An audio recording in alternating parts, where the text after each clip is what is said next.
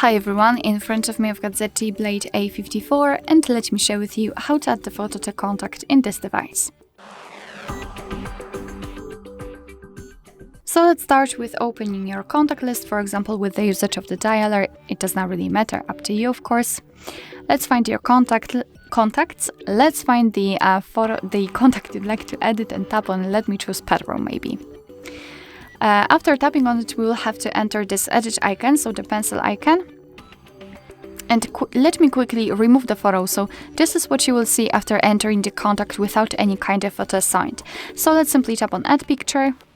And now we've got three different sections from which we can choose a picture. So the device photos, which is also divided into two different options. So the camera, after tapping on it, your device will open the camera app. So this is the best option to choose if you've got the person right in front of you and if you're able to catch a photo of him or her, or you can choose the photo from the gallery.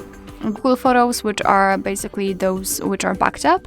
The illustrations, which are online options and they're free of charge.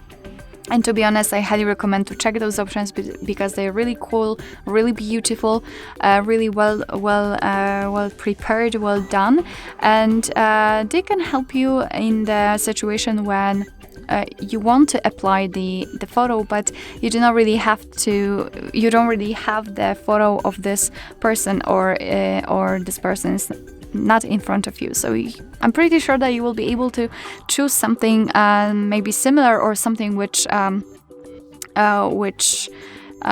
connect this photo, this illustration with the person. But let me focus right now. So let's go to the device photos and choose the gallery because I will choose something from the options I've previously downloaded or taken, and let me tap on the photo. Right now in this section we can zoom in or out the photo, we can also change the position of it, and thanks to this we can decide what we will see after saving the whole contact, because basically this highlighted circle is responsible for it.